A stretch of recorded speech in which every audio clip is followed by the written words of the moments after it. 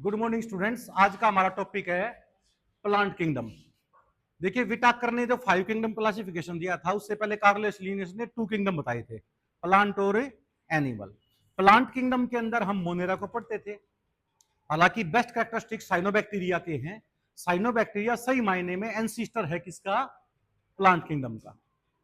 उसके बाद प्रोटिस्टा में फोटोसिंथेटिक प्रोटिस्टा, वो भी इसके एंसीस्टर हैं, पर एडवांस देन साइनोबैक्टीरिया। ठीक है। प्रोटोजोवन थे जो एसएससी जेड, सार्कोडिना, स्पोरोजोआ, सिलिएटा, जुआ, फ्लैजिलेटा, वो एनिमल किंगडम में आएंगे। तो जब भी हम बोटनी जूलॉजी पढ़ेंगे ना तो वो किंगडम साथ में इंक्लूड होते हैं। तो सबसे पहले आज हम पढ़ाएंगे, बहुत इंपॉर्टेंट टॉपिक है। पहले हम जर्नल पढ़ाएंगे, उसके बाद सप्लीमेंट्री जो एडिशनल बुक होती है उनसे करवाएंगे, और आखिर में हम एनसीईआरटी से भी करवा देंगे। ये डिटेल में पढ़ना जरूरी इसलिए है कि कॉन्सेप्ट ना रह जाए आपका। और यदि टाइम बचा तो हम एक ब्रायोफाइटा, टेरिडोफाइटा, एल्गी, जिम्नोस्पर्म की लाइफ साइकिल भी करवा देंगे, एक प्लांट की। सिलेबस में नहीं होगी पर कॉन्सेप्ट क्लियर हो जाएगा दिमाग में कि होता क्या है।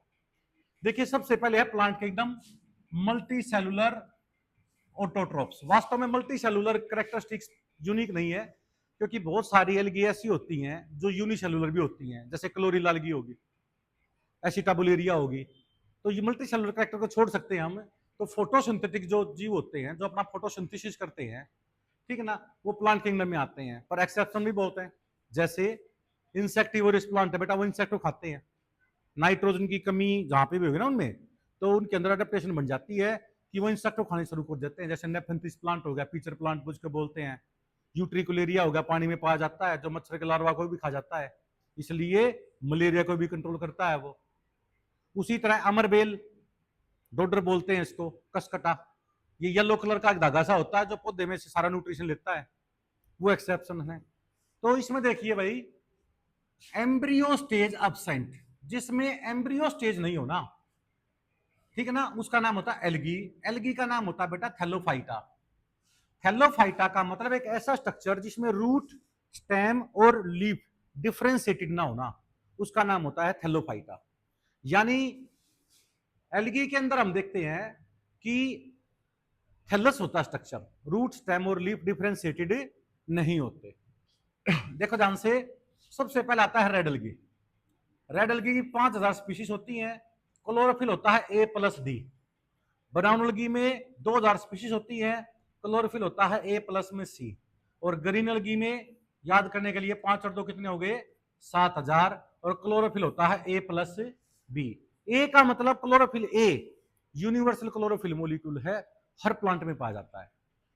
अब रेड एल्गी, मान लीजिए ये सी है, मैक्सिमम सनलाइट मान लीजिए 200 मीटर तक जाती है, तो बिल्कुल जो जहां तक लाइट जाती है ना, वहां पे जो एल्गी मिलेगी ना, उसका नाम होता है रेड एल्गी। रेड एल्गी के अंदर पिगमेंट होता है फाइकोएरिथ्रीन, क्योंकि रेड लाइट की वेवलेंथ सबसे ज्यादा मतलब होती है, पेनिट्रेशन पावर सबसे ज्यादा होती है उसकी, ठीक है ना। तो ज्यादा पेनिट्रेशन होने की वजह से दूर तक सिग्नल किसका जाता है? रेड लाइट का जाता है। यही तो कारण है कि रेलवे के सिग्नल कहां किसके बनाए जाते हैं? रेड लाइट के बनाए जाते हैं। दूर तक सिग्नल जाता है बिना स्कैटरिंग के।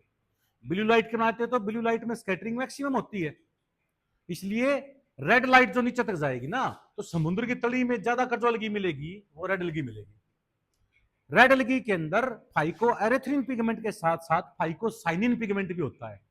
यदि मैं रेड एल्गी को समुद्र के नीचे से निकाल के ऊपर रख दूं ना, तो it will change its colour from red to blue, क्योंकि ऊपर लाइट ब्लू ज्यादा पड़ती है, और वहां पे फाइकोएरिथ्रीन पिगमेंट की जगह फाइकोसाइनिन पिगमेंट बन जाएगा। और फाइकोसाइनिन ब्लू कलर का होता है, ब्लू कलर को एब्जॉर्ब करता है वो, इसलिए जो रेड एल्गी को यदि ऊपर ले आए पानी के, तो कैसे हो जाएगी वो? ब्लू कलर की हो जाएगी, फाइकोसाइनिन पिगमेंट की वजह से। रेड एल्गी का नाम रोडोफाइटा होता है, क्लोरोफिल A+D होता है इसके अंदर। ये सारे समुद्र में पाए जाते हैं। ब्राउन एल्गी, ब्राउन एल्गी जो होती है बेटा, इसका नाम होता है पेयोफाइटा, 2000 स्पीशीज, क्लोरोफिल A+C पिगमेंट। ये थोड़ा सा और ऊपर मिलती है, ठीक है ना, ये ब्राउन कलर की हो जाती है भाई। फुकोजेंथिन पिगमेंट होता है इसके अंदर। लार्जेस्ट साइज की एल्गी भी ब्राउन एल्गी होती है, कैल्प बोलते हैं, राक्षसी मतलब बोलते हैं इसको, ब्राउन एल्गी, और बहुत दूर दूर तक फैलती होती है। इन मेजाइलम फ्लोएम की स्टार्टिंग हो गई थी बननी, इनका नाम होता है ट्रम्फेट हाइफी, क्या नाम होता है, जाइलम फ्लोएम के पूर्वज, यानी जाइलम फ्लोएम बनने शुरू हुए थे तो ब्राउन एल्गी के अंदर कैल्प जो कैल्प बोलते हैं, ठीक है ना, मैक्रोसिस्टिस नीरोसिस्टिस दो एग्जांपल हैं। लार्जेस्ट ब्राउन एल्गी को कैल्प बोलते हैं, उनमें ट्रम्फट हाइफा बन गया था भाई। ट्रम्फट हाइफा का मतलब जाइलम फ्लोएम के पूर्वज बन गए थे, प्रीमिटिव स्ट्रक्चर बन गए थे। फिर आता बेटा ग्रीन एल्गी, क्लोरोफाइटा बोलते हैं, क्लोरोफिल ए और बी पिगमेंट होता है इसके अंदर, और 7000 स्पीशीज होते हैं। ये समुद्र में ही पाए जाते हैं, यानी मैराइन वाटर में ही पाए जाते हैं, और फ्रेश वाटर में पाए जाते हैं। फ्रेश का मतलब जो मैराइन नहीं हो, ऐसा नहीं है ताजा पानी नहीं है, इसका मतलब जो जिसमें सैलिनिटी कम हो। हम जो पानी पीते हैं इसकी सैलिनिटी कितनी मिलती है, 50, और जो समुद्र में पाया जाता है 1000 से ऊपर सैलिनिटी होती है, ठीक है। तो ये जो होती हैं भाई देखो ध्यान से, रेड एल्गी, ब्राउन एल्गी और ग्रीन एल्गी। नेक्स्ट आता है 50 हमारा ओस्मोलिटी है, सॉरी ओस्मोलिटी, ठीक है ना, मिली ओस्मोल पर लीटर। फ्रेश वाटर की कितनी होती है 50, हमारी होती है 300, और मैराइन वाटर की कितनी होती है 1000 मिली ओस्मोल पर लीटर। अब देखो क्रिप्टोगेमी, आपकी बुक में जो दिया हुआ क्लासिफिकेशन वो क्रिप्टोगेमी के रेफरेंस में दिया है, यानी प्लांट विदाउट सीड, जिसमें सीड ना बने उसका नाम होता है क्रिप्टोगेमी। और जैसे थैलोफाइटा, ब्रायोफाइटा और टाइडोफाइटा 3 आते हैं, इसमें सीड नहीं बनते भाई। टाइडोफाइटा में स्पोर्स बनते हैं, टाइडोफाइटा में क्या बनते हैं, स्पोर। अब आपने देखा होगा, मान लीजिए किसी दीवार में कोई टूटी है, मान लीजिए आप हिली एरिया पे गए, वहां से पानी आ रहा है, तो उस दीवार के ऊपर एक कारपेट की लेयर सी बन जाती है ग्रीन कलर की, ठीक है ना। उस पहाड़ी के ऊपर क्या हो जाता है, कारपेट सा बिछ जाता है नेचुरली, बिल्कुल ग्रीन कलर का। दीवारों पे हरे रंग की एक लेयर बन जाती है, वो कुछ नहीं है, सिर्फ ब्रायोफाइटा है। वो क्या है, वो ब्रायोफाइटा। बहुत स्लिपरी होती है, यदि पैर रखेगा तो फिसल जाओगे, चिपचिपी होती है बिल्कुल, पैर तड़ुआ बैठोगे आप, ठीक है ना। दूसरा क्या होता है, तो ये जो ब्रायोफाइटा है, ठीक है ना, उसके बाद आते हैं, इसको बोलते हैं हम कारपेट लाइक। टेरिडोफाइटा को हम बोलते हैं फर्न, पंख जैसे, फीदर्स जैसे जो होते हैं, ठीक है ना, पंखों जैसे जो दिखाई दे, उसका नाम होता है टेरिडोफाइटा। और फेनरोगेमी होता है सीड प्लांट, जिसमें बीज प्रेजेंट हो, और बीज बेटा होते हैं जिम्नोस्पर्म में और एंजियोस्पर्म में। जिसमें बीज के ऊपर कवरिंग ना हो वो तो होगा नेक्ड सीड, नंगे सीड जिसको बोलते हैं, ऊपर कवरिंग नहीं दे रखी, वो होते हैं बेटा जिम्नोस्पर्म में। और एंजियोस्पर्म में होते हैं seed is covered by fruit, seed is covered by fruit. जैसे आम है, आम का छिलका इपिकार्प, पल्पी मटेरियल मिजोकार्प, अंदर गुठली एंडोकार्प। इपी मिजोर एंडो, ओवरी की तो वाल है ये, पेरिकार्प बोलते हैं इसको। ओवरी की वाल का नाम क्या होता है, पेरिकार्प। पेरिकार्प के 3 पार्ट होते हैं, इपिकार्प, मिजोकार्प और एंडोकार्प। आम का छिलका क्या हो गया, एपिकार्प। पल्पी मटेरियल अंदर गुठली, उसको तोड़ कर देखोगे तो बीज मिलेगा, यानी seed is covered by fruit, ठीक है ना। सीड के ऊपर कवरिंग होती है, सीड कोट होता है, ठीक है ना, कवरिंग होगी पिकार्प, मिजोकार्प और एंडोकार्प की। जिसमें नेक सीड हो जिम्नोस्पर्म, जिसमें seed is covered by fruit is called angiosperm. Angiosperm 2 तरह का होता है बेटा, डाइकोट और मोनोकोट, डाइकोट और मोनोकोट।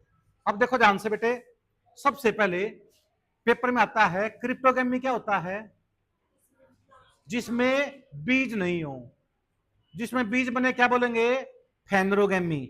पेपर में आते हैं इसलिए बार बार बता रहा हूं मैं, ये टर्मिनोलॉजी पक्की याद कर लेना। Red algae rhodophyta, brown algae phaeophyta, green algae chlorophyta, ठीक है ना। ये एम्ब्रियो स्टेज एब्सेंट, इसको एक होता है इसके अंदर थैलोफाइटा, जिसमें प्लांट के अंदर लीफ, स्टेम और रूट अलग अलग डिफरेंशिएट ना हो। क्रिप्टोगेमी में आते हैं थैलोफाइटा यानी एल्गी आ गई सारी, ब्रायोफाइटा और टाइडोफाइटा। फेनरोगेमी का मतलब जिसमें सीड हो, सीड नेक्ड हो तो gymnosperm, seed covered by fruit angiosperm. Dicot का एग्जांपल क्या है, जामुन, बेर, नीम, सफेदा, आकाश किक्कर, तुलसी, पीपल। और मोनोकोट में व्हीट, राइस, बनाना, मेज, सुगरकेन, बैम्बो, ग्रास, जवार, बाजरा, ये सारे एग्जांपल हैं मोनोकोट के। अब आ जाओ इस साइड में, एम्ब्रियो स्टेज प्रेजेंट, इसको बोलते हैं एम्ब्रियोफाइटा।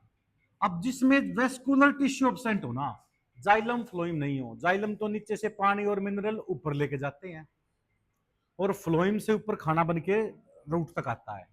तो नीचे से ऊपर लेके जाना किसका काम होता है? जाइलम का। और ऊपर से खाना नीचे लेके कौन आता है? फ्लोएम। और लगभग एंजियोस्पर्म प्लांट के अंदर ऐसा होता है अरेंजमेंट। जो पेन है ना, ये तो जाइलम हो गया, और जो ये मुट्ठी बना रखी है ना चारों तरफ कवरिंग, ये फ्लोएम हो गया। यदि प्लांट को हम काटेंगे सबसे पहले फ्लोएम पे टच होगा, वो फ्लोएम कटेगा। अंदर साइड में जाइलम होते हैं, बाहरी साइड में क्या होते हैं? फ्लोएम। एंड डार्क कंडीशन होती है। ठीक है, अब देखो ध्यान से, ब्रायोफाइटा। ब्रायोफाइटा में वेस्कुलर टिश्यू नहीं होते भाई, इसलिए मैक्सिमम हाइट नहीं होती उनकी, मैक्सिमम 2 से 4-5 सेंटीमीटर के होते हैं, इसलिए वो कारपेट के जैसे दिखाई देते हैं। न्यूजीलैंड के अंदर एक है ब्रायोफाइटा जिसकी 50-60 सेंटीमीटर हाइट है, अदरवाइज तो सारे के सारे उंगली का जो ऊपरला हिस्सा नहीं होता, 1 या 2 सेंटीमीटर 3 सेंटीमीटर के होते हैं बस।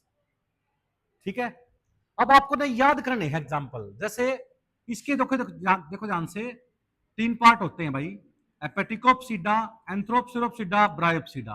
एक बार बोलो शाबाश, एपेटिकोप्सिडा, हेपेटिकोप्सिडा, एंथ्रोसिरोप्सिडा, ब्रायोप्सिडा, लिवरवर्ट, ओरनवर्ट, मोस, लिवरवर्ट, ओरनवर्ट, मोस।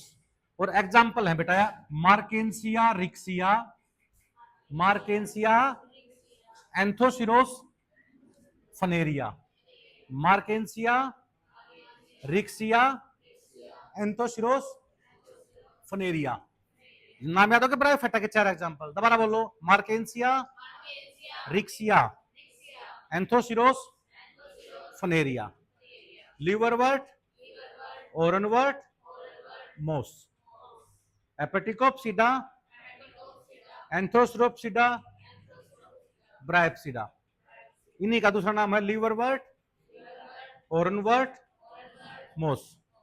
और पहले के 2 एग्जाम्पल, बाकी का एक एक, मार्केंसिया रिक्सिया, 2 नाम अलग अलग हो गए, मार्केंसिया और रिक्सिया, एंथोसिरोस फनेरिया।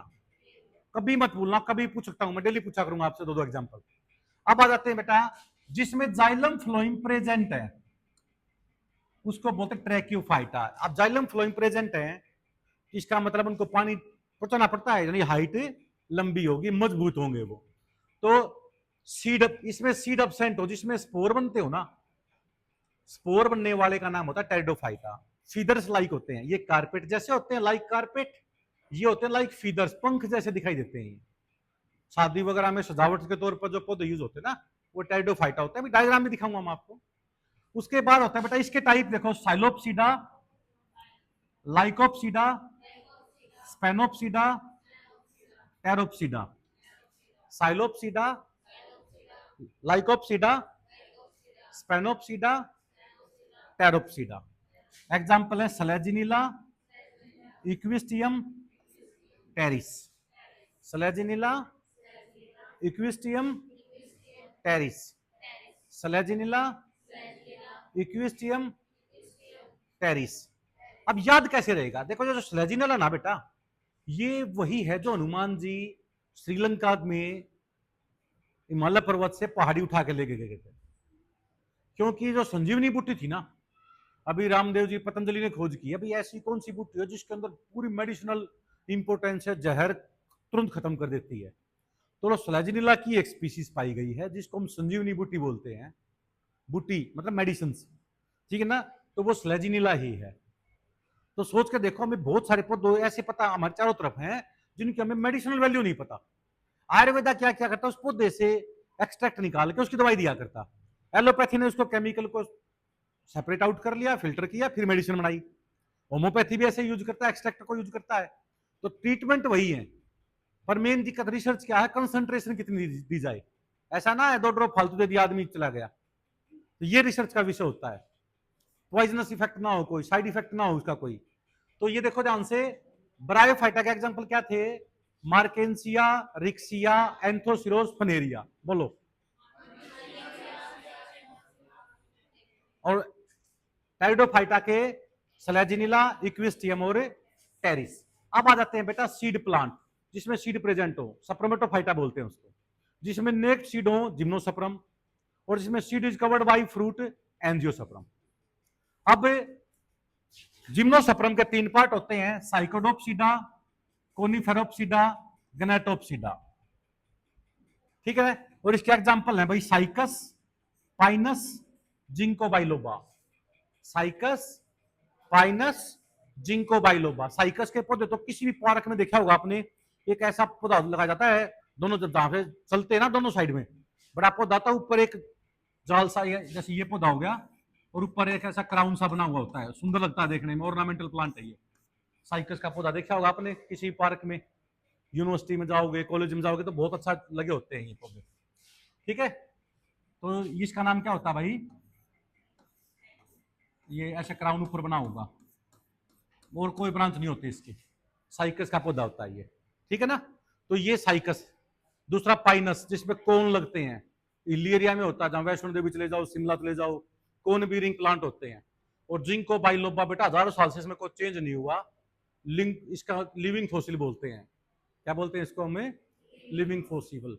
और इसका ये बताते हैं कि जितनी भी आजकल ये जो इंपोर्टेंसी की ड्रग्स बनती है, वियाग्रा वगैरह जो बनती है, इसी पौधे से बनाई जाती है। इसकी मेडिसिनल वैल्यू बहुत ज्यादा बन चुकी है। अब आते हैं बेटा, दूसरा डाइकोट है और मोनोकोट है। तो पहले हमने क्या पढ़ा बेटा, एल्गी, ब्रायोफाइटा, टाइडोफाइटा, जिम्नोस्पर्म और एंजियोस्पर्म, ये आपको याद होना चाहिए। नेक्स्ट आता है ये बेटा red algae, brown algae, green algae, bryophyta, pteridophyta, gymnosperm और एंजियोस्पर्म। ये अभी याद नहीं होगा, जब मैं चैप्टर पढ़ाऊंगा ना, फिर आप इसमें से कर लोगे तो आपको पूरा क्लियर हो जाएगा। ठीक है ना, और फिर आता है बेटा